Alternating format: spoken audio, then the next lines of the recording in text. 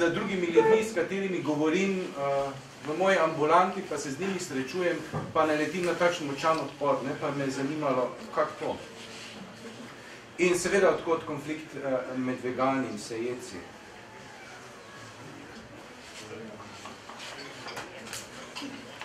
Ja, tisto, kar že vsi dost poznamo, ne, so ti racionalni razlogi za veganstvo. To so zdravstveni, tako preventiva kot kurativa, se pravi, če jaz vem, da je to najboljše za moje zdravje, se bom prehranjeval vegansko. Ne. In tista kurativa, prav vemo, da je veganska hrana bolj učinkovita od sladkorne diete, ki jo priporoča medicina, in to govorijo zdravstveni članki, ne, objavljeni v teh medicinskih revijah, in enako velja tudi za srčno-žilni sistem. Potem so ti moralno-etični in pa verski. Mene so bolj zanimali ti nezavedni razlogi. In moram povedati, da ko sva z ženo se odločila za veganstvo in sva vstopila v to vegansko skupino, ne, sva pričakovala veliko ljubezni, veliko sožitja, sva pa naletela na dost neko agresivno dinamiko. Zdaj, 2 dni nazaj sva bila na enem predavanju, fantastičen predavatelj, fantastična vsebina, pa toliko enih agresivnih medklicev, da sem že parkrat odprl usta, da bi rekel, da sem prišel predavatelja poslušati, ne pa nekoga, ki ima potrebo, da se pokaže, kak je strašno pametni, pa kaj vse naštudiral iz tiste teme. Ne? In potem sem razmišljal, kak to, da vegani postajamo vegani, to je več razlogov. Ne? Danes bom govoril predvsem o tem najpogostejšem scenariju, ko so naši starši vse jedi, otroci, mi otroci, ne, smo pa vegani. Razmišljal sem o tem, da ko se rodimo svojim staršem, ne, je zelo pomembno, da imajo starši radi nas in da imajo radi drug drugega. Ker samo potem dobimo mi en občutek, da so odnosi varni, da so odnosi stabilni, da lahko zaupamo drugim ljudem, da so odnosi spoštljivi in ta občutek nesemo sabo v odraslo dobo. Žal pa se bojim, tako kot se pogovarjam z ljudmi, to prej izjema kot pravilo. Ogromno ljudi je nespoštljivi, skrajno nespoštljivi do svojih otrok in jih hranijo. In kako bodo ti ljudje zarasli in zaupali drugim ljudem? Najverjetneje ne bojo. In po drugi strani pa zelo hitro najdejo stik z živalmi, ker živali pa nas ne bojo nikoli prizadele.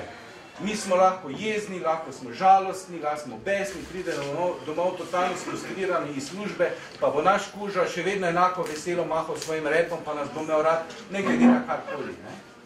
Se pravi, živali nas ne bojo ranile, ljudje pa nas bojo.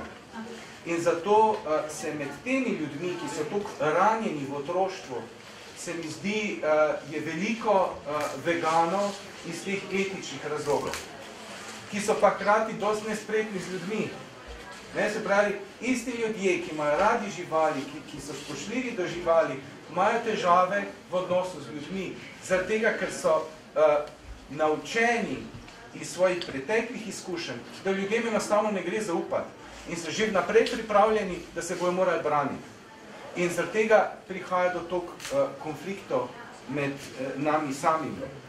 In naslednja stvar, jaz sem prepričan, da ne moreš ti nekoga imeti rad, pa da ga hkrati ne spoštuješ. Ker spoštovanje pomeni, mene zanima tvoj notranji svet, mene zanimajo tvoje odločitve in jaz jih spoštujem. Se pravi, to ne gre skupaj, ne? Jaz te imam rad, hkrati pa ne spoštujem tvojih odločitev. Tu nekaj ne štima. In jaz mislim, da marsikdo na nezavednem nivoju uporabi to veganstvo tudi kot en termometer pri svojih lastnih starših. Če mi starši govorijo, da me imajo radi, me imajo res radi? Spoštujejo mojo odločitev za vegana? Tako da je to res en krasen test, kako mi preverimo, kak je s tem. Skratka, diskurs znotraj veganov poteka na podlagi zelo različnih paradigem. In jaz se spomnim 3-4 leta nazaj, če se spomnite, kak je bila napetost med nami vegani, ko so eni zagovarjali strogo etični ne? Ta princip drugi pa strogo zdravstveni. Zakaj to sploh rabimo? Ne? Skratka, gre za nerazumevanje drugega in na koncu dajemo mi eno municijo vse jedcem, da nastopajo proti nas in ko razlagajo, da smo vegani, malo čudni. Ne? Skratka, že tak ali tak se počutimo osamljene, ne? Na koncu smo pa osamljeni tudi znotraj veganske skupnosti. Posamezni deli psihičnega aparata, najprej tu id ali ono, to je zakladnica naše energije. Energiji sta dve. Eno je libido, to pomeni težnja po užitku. Ožji del tega gona je na primer seksualna energija, ki je usmerjena v partnerske odnose. Širše pa to pomeni, da imamo mi radi tako živo kot neživo naravo.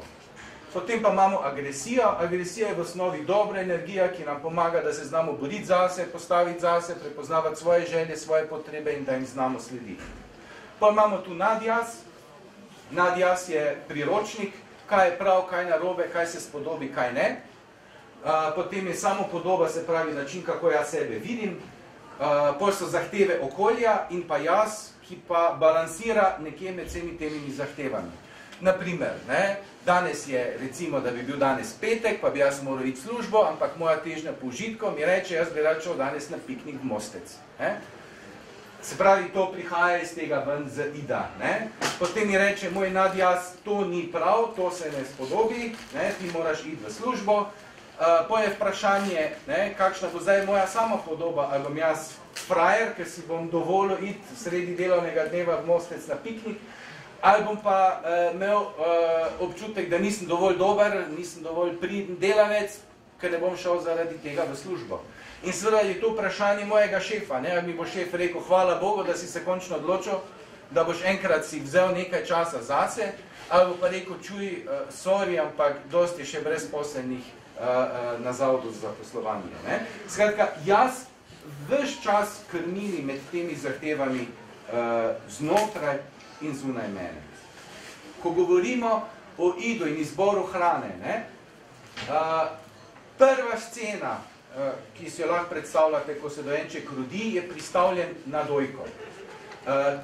Freud teh prvi fazi reče, ta oralna faza, ne, ker je center užitka, so naša usta. In takrat se vse skupaj preklopi. Ponotranjanje hrane, hkrati s ponotranjanjem ljubezni in z užitkom. Ne? Ker ko nas mama ima v svojem naročju, pa nas gleda svojimi očmi, vsa zaljubljena v nas, se to asociacijsko med sabo poveže. Se pravi, hrana in ljubezen. In potem se mi navadimo ljubezen vračati nazaj svojim staršem.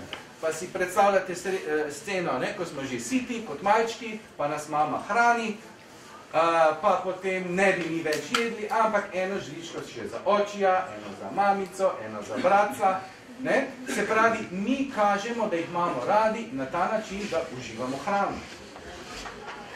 Če pogledamo študente in hrana, ne vem, kak je z vami, ampak mi, ki smo študirali v Ljubljani, pa smo se vozili od vse posod okrog, hrana, ki smo jo kupili v Mariboru, ne, pa prinesli v Ljubljano, je imela boljši okus kot ta v Ljubljani.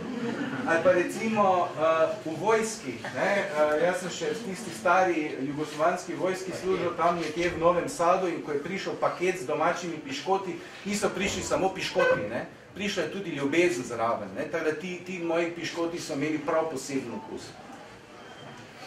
Hrana in družinski rituali, predstavljate si mamo z kuhalnico, kako ima rada svoje otroke, svoje moža, ko jim postreže z polno obloženo mizo. Ne? Skratka, tu gre za ljubezen. In rajš ima svojega otroka, več jajc bo dala v njegovo torto. Tak so stvari med sebe povezane. Zdaj si pa predstavljate reči, mama, ne, jaz pa te hrane ne bom več jedel. Hrana je antidepresiv in tudi pomirjevalo, in to je tudi osnova za motnje hranjenja. S hrano mi lahko kontroliramo jezo, strah, negotovost, ker se nabašemo in manj čutimo ta negativna čustva. Zelo pomembna pozneje, ko so motnje hranjenja že razvite, to ni tako razvidno, ampak na začetku pa zelo pomembno, katero hrano mi izberemo. Se pravi, hrano, ki nas poveže z mamino kuhno v našem otroštvu, ta ima boljši učinek. v smislu antidepresiva. Zato pa mame vedno najbolj kuhajo. Pa lahko Bine še tako dobro hrano skuha v tisti svoji gostilni, ki vedno išče šefa, ne? Ampak mama je pa ta glavna. In zato nekatere kulture, ne, ko pride snaka k hiši, najprej pošljajo snaho v uk k mami, da bo vedela, katero hrano najboljše skuhati za svojega izbranca. Skratka, te stvari so zelo povezane med sabo.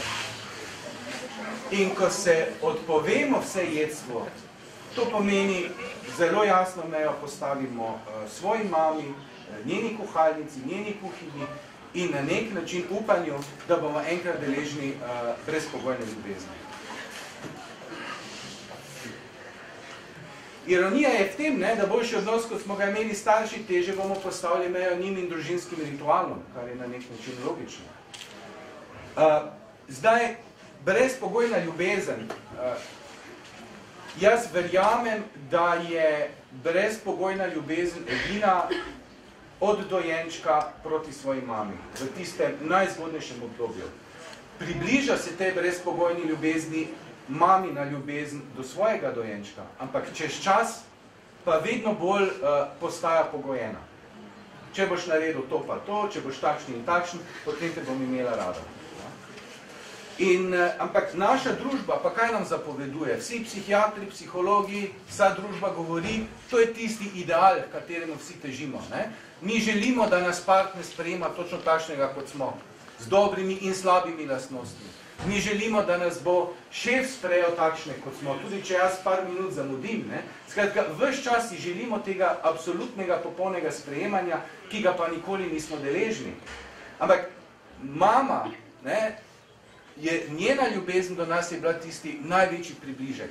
In čez celo življenje še vedno upamo, da bomo to enkrat dobili, da bomo tega enkrat deležni. In ko enkrat postavimo mejo, se na nek način temu čakanju in upanju odpovemo. In ja, slabši odnos, kot smo imeli starši, manj slabe vesti bomo imeli pri postavljanju meja in izbiranju drugačnih poti. Zato, ker tam smo pa se mi zdi že izgubili to upanje, ne? Realnost je prišla, da je odveč to čakanje.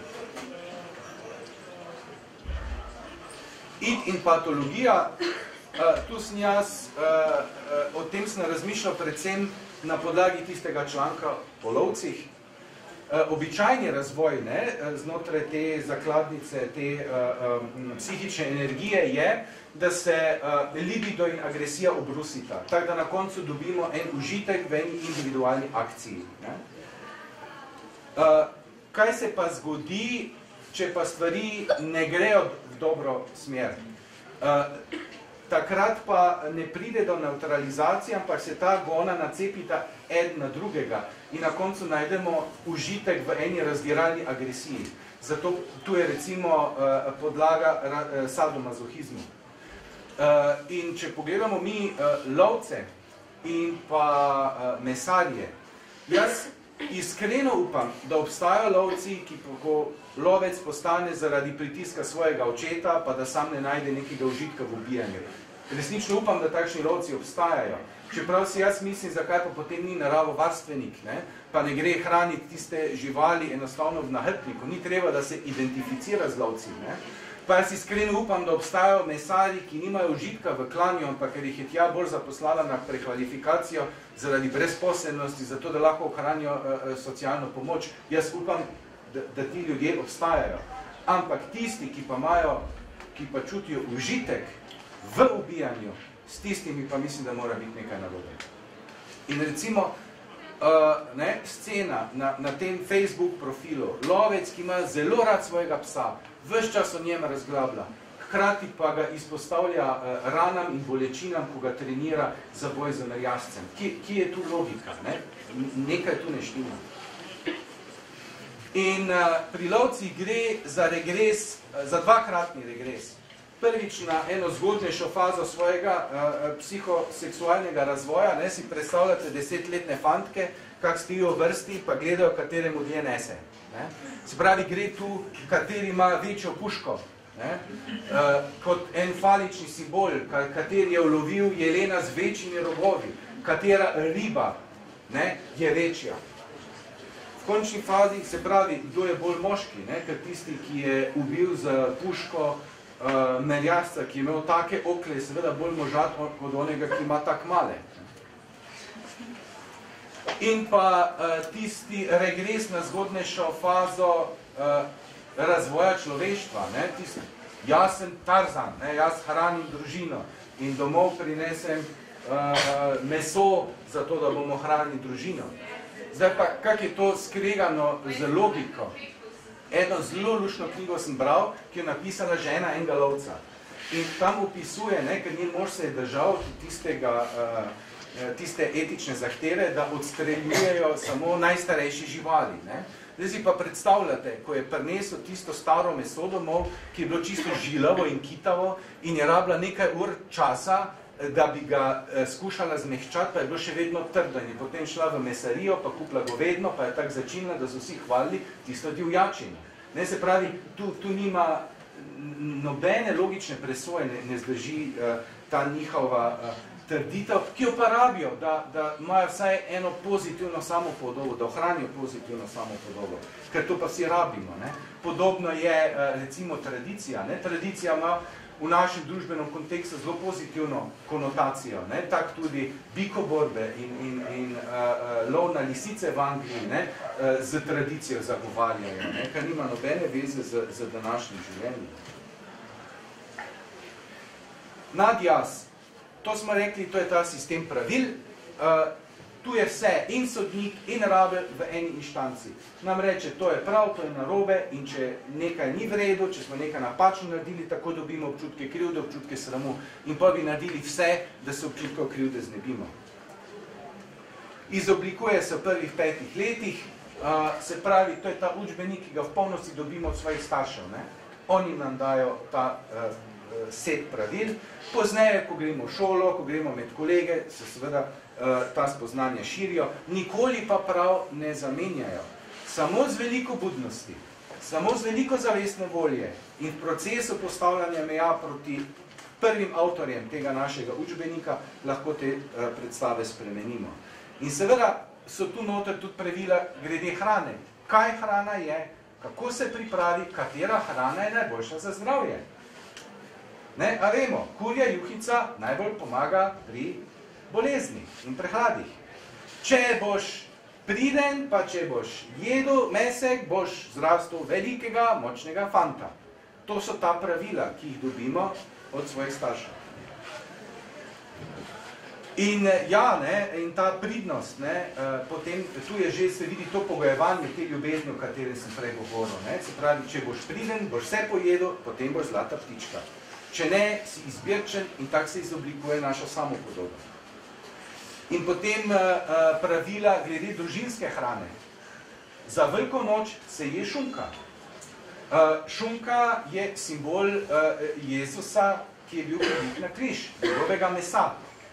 Pa če pogledamo, da so Židje prepovedali, da je Bog prepovedal Židom uživati svinjsko meso, pa če pogledamo na to, da Jezus celo življenje ni užil svinjine, pa ga imamo zdaj svinjino za simbol njegovega mesa, ampak ja, takšno so pravila v naši družbi.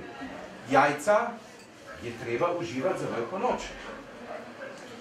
Enako martinovanje, gos. Spravi, nujno, in to je mama tista, ki ta pravila postavi, ki gos postavi na mizo in mi tisti, ki seveda, jaz poznam, na primer, zelo veliko ljudi, ko rečejo, v mojem domu sem jaz vegan, ko pa grem k mojim staršem, tam pa še nekaj pojem.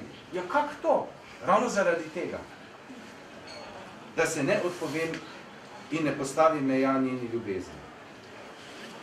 Skratka, brezpogojna se spreminja v pogojeno ljubezen, če se boš držal pravil, če boš priden, če boš ubogal svoje starše, boš ljubljen. In hrana se, smo rekli, je povezana asociacijsko z ljubeznijo in neprestano je ta dinamika prisotna med starši in med otrokom, skupaj s hrano in izkazovanje ljubezni. In če se odpovemo ljubezni moje mame, dobimo takoj te občutke krivde in občutke sramu. Nisem dovolj dober otrok. Samopodoba, to se ravno tako izoblikuje v zrcaljenju s svojo mamo, svojimi starši, od njih dobim informacijo, kakšen sem kot človek, ali sem lep, ali sem dober, ali sem pameten, ali sem len, ali sem neumen, ali sem zaspan. In to sestavlja mojo samopodobo. In ob tem pogojevanju ljubezni, če sem dober človek, sem ljubljen. In seveda imam potrebo po tem, da sem dober. Jaz potrebujem dobro samopodobo. Sicer dobim občutke krivde in sramu in sicer nisem vreden ljubezni. Če nisem vreden ljubezni, kaj delam na tem svetu? In iz tega izvira tudi samopoškodovanje in samomorilno vedenje. In če hočem ohraniti moj način prehranjevanja, potem moram vedeti, zakaj. Potem imamo tu okolje, socialne predstave, ki nam tudi govorijo, kaj hrana je. Odpremo televizijo, gledamo reklame, Lidl, Hofer, sama mesna hrana. Uradna zdravstvena doktrina. Kdo je tisti, ki najbolj ve, kaj je za človeka organizem najboljše, kaj je zdrava prehrana, kdo se o tem največ naučil v šoli? Ja, zdravniki. Ampak tisto, kar moramo mi vsi vedeti, je, da imamo tudi zdravniki svoje mame. In da tudi zdravniki imamo potrebo po eni brezpogojni ljubezni. In da vsak sodi po sebi. Namreč, jaz lahko še tako vem, kaj piše v učbeniku medicinskem, ampak ko sem v stiku z bolnikom, uporabljam svoj referenčni material. To, kaj jaz mislim, da je prav in kaj mislim, da je narobe. In to nehote vnašam v svoja priporočila. In če je meni moja mama rekla, da je kurja juhica za zdravje najboljša, bojo to poslušali tudi moji bolniki. Vsako stvar se da zagovarjati z izključevanjem podatkov, ki ne ustrezajo cilju. Ko sem jaz bil študent, pa sem še kadil, sem imel na študiranih 7 razlogov, ki so bili čisto evidence-based, podprti, zakaj je kajenje zdravo za človeka. Teda, to sploh ni problem. Če jaz želim nekaj dokazati, lahko to dokažem. Trenutna zdravstvena doktrina, to je moja teza, zagovarja vse jedstvo zaradi lagodnosti. Namreč, zdaj je ravno letos izšel članek, in sicer vegetarijanska prehrana pri otrocih, praktično navodila v zdravniškem vestniku, kjer oni podajo izjavo, da je vse jedstvo najboljši izbor, potem pa razložijo vse nevarnosti veganske hrane, ampak za vsako nevarnost, kot jo vidijo sami, najdejo tudi rešitev. Se pravi, pomanjkanje železa, treba jesti to v skladu z veganskim prepričanjem. Pa selen, pa skratka, za vsak element ali aminokislino, ali za beljakovine, najdejo rešitev. Kaj to pomeni? To pomeni, da jaz verjamem, da imajo pediatri polne čakalnice, da imajo ogromno dela in najbolj enostavno je, ker po teh priporočilih to tako zgleda, ko ti izveš, da je nekdo vegan, potem moraš narediti določene laboratorijske teste in moraš ljudem svetovati glede zdrave prehrane znotraj njihovega prepričanja. In to lahko traja, si lahko predstavljamo, vsaj 5-10 minut. Če pa jaz rečem, dajte jesti vse, pa ne bo nobenih težav, sem pokončal za svojim pojasnjevanjem v 5 sekundah. Teda jaz mislim, da gre tu bolj za stvar lagodnosti, kot česa drugega. Se strani bolnika pa gre tudi za eno lenobo. Namreč, dosti lažje je se enostavno prepustiti. Tako da sem jaz samo bolnik, zdravnik je samo zdravnik, on mi reče, kaj je najboljše za mene, potem se jaz tega držim. Dosti več energije porabim, da grem po internetu gledati, da grem na predavanja in da zgradim eno svojo notranjo držo, ki mi bo rekla v stiku z zdravnikom, ko bi mu rekel, morate jesti vse, če hočete biti zdravi, ali pa bo rekel, vi ste pa slaba mama, če ne boste dali zajčka svojemu otroku. Zelo bo moral biti prepričan v svoj prav, zelo bo moral biti načitan, da bom rekel, žal mi je, ampak moje razmišljanje je drugačno. In to, kar mi vi govorite, žal ne drži vode. Tu so ti članki, ki sem jih prebral, izvolite. Dosti teže je prevzeti odgovornost za svoje življenje povsem nase. Zato smo se pa specializirali. Jaz imam občutek, danes bi moral biti vsak človek in zdravnik, in pravnik, in zidar in vse, zato da bi lahko živel svoje življenje. Pravi, dosti lažje je enostavno to zdravnikom prepričevati, prepustiti, pa še za nekaj drugega gre, ne? Vedno, ko v meni prihaja do nekega notranjega konflikta, kot do konflikta med tem, da bi šel na vegansko hrano ali da bi ubogal mojo mamo, pa živel vsejedsko. In ta zdravnik, seveda me vleče nazaj v vsejedsko. In potem, da se ne bi odpovedal ljubezni. In potem pride zdravnik in ta moj star nadjaz, ta prvotni nadjaz še podpre. Skratka, in potem socialne predstave. Se spomnim, ko je bila ta gostilna Išče šefa, pa so enkrat imeli celo vegetarijanski meni, niti ne veganskega, ampak potem jim je zmanjkalo časa pri pripravi in kaj so najprej opustili, vegetarijanski meni pa nihče ni opazil. Socialne predstave se med sabo kombinirajo. In če želimo biti uspešni, če želimo biti bogati, točno vemo, kako se uspešni in bogati obnašajo, v kjer restauracije hodijo, kako to zgleda, ta prijetna večerja v dvoje, več hodov, z malimi jedmi. Zdaj pa pojdite v najdražjo restauracijo v svojem mestu, pa odprite njihov meni, koliko veganskih jedi boste not našli. Kolikokrat slišim, jaz težko delam, jaz moram jesti meso. In se vedno spomnim na odvisno od alkohola, ko so rekli, jaz moram vino piti, če delam trdo v vinogradu. Potem pa terapeuti, ki so se učile peruklu, so jim vedno govorile, bolj tudi trdo dela, pa pije vodo. Užitek otrok, kaj? McDonald's, pa igračka. Tak se stvari med sabo povezujejo. Če imamo doma piknik, je moški tisti, ki žar pripravi, pa pridejo njegovi kolegi, pa možujejo zraven, pa malo špricajo s pivom po mesu, pa malo ga suknejo. Kak je to luštno in prijetno, in tako se ustvarja ta družinska dinamika, ki od nas to pričakuje in to krepi, to je en takšen začaran krog. Gasilske veselice, pa poroke, vedno en odoje, ki se zraven vrti. Zadnjič sem gledal po televiziji, so imeli reportažo z enega doma upokojencev, kak je tisto osebje fantastično, kak skrbijo za svoje varovance in kaj so prinesli živega prašiča, da so imeli tam koline. Spravi, to vse vpliva na nas. In jaz se moram med vsemi temi zahtevami potem odločiti za sebe. Ti procesi potekajo nezavedno. 90% tega, kak razmišljamo, kak čustvujemo in kak se odločamo, je pod vplivom našega nezavednega. Zato pravim, treba je delati na izraziti budnosti.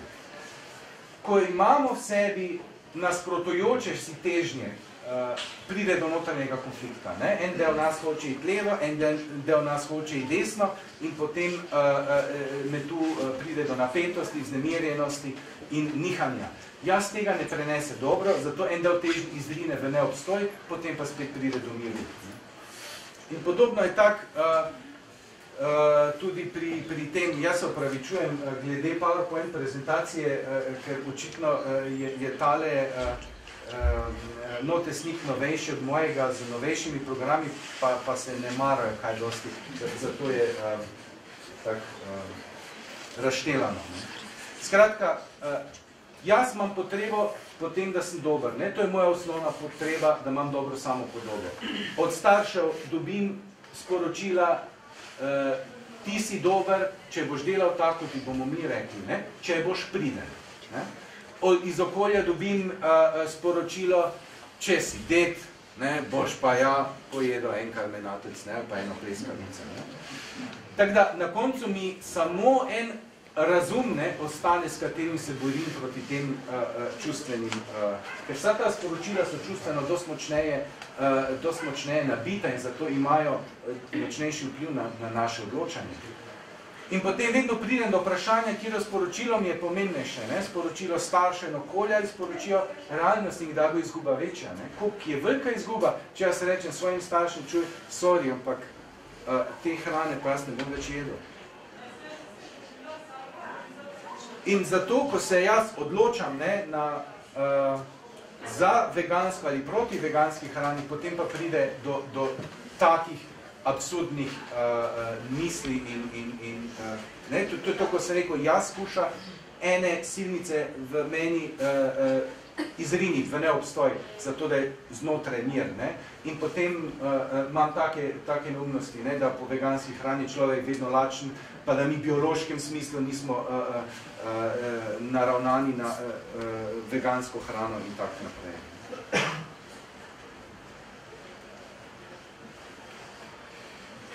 Kadarkoli se srečata dva človeka, vedno gre za srečanje dveh vrednostnih sistemov. In to vedno vodi v eno primerjavo in v tem primeru do enega notranjega konflikta. Vegan reče, jaz imam rad živali, zato živali ne jem. Vse jedec reče, jaz imam tudi rad živali. Ste že kdaj kogarkoli slišali, ki bi rekel, jaz nimam rad živali? Vsi imajo radi živali, zato ker so dobri ljudje. Oni potrebujejo dobro samopodobo.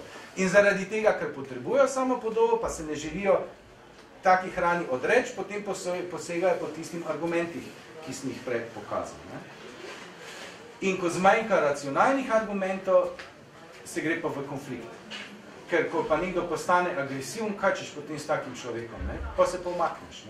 Zato pa tisti lovec na tistem Facebook profilu, si predstavljate fotografijo človeka, ki je ravno kar ustrelil jelena, pa ima še izrezano toplo srce, ki ga utakne v svoja usta, in potem piše o tem, samo zate za vegetarijance, vegane in vse kalimerote, ki hoče svoj način življenja, na najbolj agresiv način sili tudi normalnim ljudem. In zraven pripis, vegani so agresivni in hinavski, čez 1000 letih bomo imeli za prežvekovalce in bodo na jedilniku petki. V bistvu zelo inteligentna pripomba, ampak tisto, zakaj je pa šlo, vsak človek sodi po sebi. Več kot malo zapovedati o drugih, več pove v bistvu o sebi. Zato človek je eno žival ustrelil, enega jelena pokončal, pa ga v bistvu še njegovo toplo srce je izjavljal v drugih, da so pa drugi tisti, ki so agresivni. Ampak tisto, kar je dobro pri tej stvari, je dosežejo umik. Ne bomo mi nekih takih agresivnih izpadov poslušali. Pravi se omaknemo, kaj, vse ne rabimo tega. In potem se ta diskurs prekine. Podrejo se mostovi in na ta način tisti človek lahko ohrani svoj način življenja takšen kot je, pa ohrani dobro samopodobo. Ker ko mu ti kljukaš na vest, kljukaš pa rečeš, jaz imam rad živali, zato jih ne jem, se v njem nekaj dogaja. In potem mora on to, da sebe uravnoteži, da ima spet mir, nas nagnati.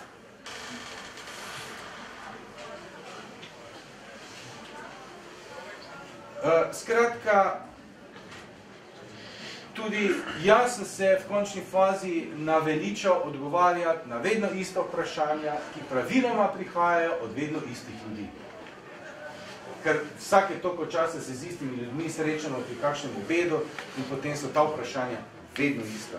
Pa si niso zapomnili, kaj sem takrat rekel. Jaz sem prepričan, da je dobro iti v odnose odprto in spoštljivo, ampak hkrati moramo ohraniti tudi eno primerno dozo samospoštovanja. Tada, ko nekdo stalno proti nam s takimi blesavimi argumenti, jaz se omaknem. Vse ima eno mejo. Čeprav je res, da vse jedstvo prodira v naš prostor. In tu je ekološko vprašanje in vprašanje empatije. Ker, ko človek pogleda eno žival v oči, če si dovoli to žival začutiti, se ne more ubiti. In zato mi je bila tako všeč tista varianta, mislim, všeč mi ni bila, zdaj si padam nasproti, ampak ko je bila kmetija, ki je iskala svojega šefa takrat, nekaj časa nazaj, so imeli zelo jasno zahtevo, da tisti, ki hoče pujsa jesti, ga mora tudi ubiti. In to se mi je zdelo prav. Naj ve, kaj je naredil, kaj napravi. In naj se potem odloči, zdaj pa vidimo, kdo si, koliko mi jih reče, jaz nimam nič s tem, da imam zrezek, to ni žival, to imajo drugi. Ja, zavedati se moraš. In jaz sem prepričan, da če bi res pogledali živali v oči, če bi si res dovolili jo začutiti, da ne bi mogli ubiti. In mi naredimo ljudje nekaj s procesiranjem informacij. Ne? To, da je žival živa, potem pa imam jaz rad jo imam, ker sem dober človek, potem pa imam zrezek na krožniku, nekaj moram narediti v tej verigi procesiranja informacij, moram narediti nekaj izrini v neobstoj, drugače jaz tega zrezka ne bi mogel pojesti. In problem je z empatijo, ker to ni en šalter, ki bi ga človek šaltal po potrebi. Zdaj bi jaz bil empatičen, zdaj pa jaz ne bi bil empatičen. Človek ali empatičen je, ali pa ni. In jaz sem prepričan, da se nam to pozna tudi v odnosi z ljudmi. Tako da, to še ne pomeni, da smo vsi vegani empatični. Samo večja verjetnost obstaja, da bi lahko bili. Tako da, vse tiste vegane, če je kakšno med vami tukaj, ki imate raje živali kot ljudi, tako krat po Facebooku, tudi vidim takšno izjavo. Dajte tvegati, ker ljudje rastemo in zorimo samo v medosebnih odnosih. In zato rabimo drug druge. To sem že povedal, 90% našega delovanja pod vplivom nezavednega. Če se spomnite, kako funkcioniramo, mi smo tako naravnani, da prišparamo na psihični energiji in da stvari ne delamo ravno v najbolj budnem stanju. Posodo pomivamo avtomatično, službo gremo avtomatično, če se z avtom zapeljemo z Maribora v Ljubljano, naenkrat smo že na cilju. Ker smo stvari, ki si jih lahko prvošmo, prepustili avtomatizmu. Zbudijo nas simptomi iz te avtomatičnega delovanja, iz avtomatičnega funkcioniranja. Nelagodje, namir, napetost, depresija, kakšen konflikt, zato mogoče kakšen konflikt z veganom mogoče celo prav pride. Jaz še vedno mislim, da je ljubezen tisti najmočnejši evangelizator za veganstvo, vsaj v mojem primeru je bila, ali pa telesna bolezen, to je pri tistih, ki se za veganstvo odločijo iz zdravstvenih razlogov. In potem mi začnemo ozaveščati, ko pride do pritiska, ker brez pritiska spremembe ni. To je splošno pravilo. Če hočemo kogarkoli, kakorkoli spremeniti, vedno mora biti tu pritisk. Zakaj bi se sicer spremenili? Najprej moramo ozavesti te nezavedne vzorce. Kaj je tisto, kar me tako vleče v vse jedstvo? Kaj je tisto, zakaj mi meso tako diši? To je pride odločitev za spremembo, ki še ni sprememba sama po sebi, pol je sprememba in potem je vztrajanje pri spremembi do recidiva. Mi vemo, da je zelo veliko znanih veganov po 8 letih postalo spet vse jedcev. Ali pa da o zdravstvenih, tako ne govorim, ki so zdravstvenih razlogov postali vegani. Dokler pa, to je pa tudi ta boljša varianta, da ponotranimo, da živali niso hrana. In to postane del nas. To je nekaj, kar se zgodi v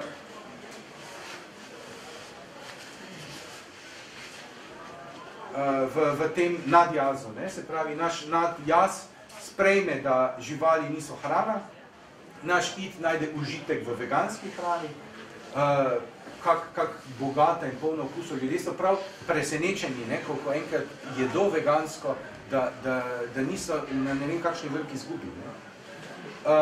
Tu sem bil malo hudomušen, da id najde užitek v aktivnosti širjenja veganstva med ljudmi, ker človek, ko začuti, kaj je prav, ko začuti, wow, to je pa res treba narediti, čuti na nek način eno poslanstvo in želi to deliti z drugimi ljudmi. Samopodoba se seveda okrepi. Jaz vem, da sem zdaj boljši človek, ker ne povzročam škode živalim, planetu in drugim ljudem. Jaz ugotovi, da je veganstvo dobro iz čist pragmatičnih razlogov, z tega telesnega zdravja.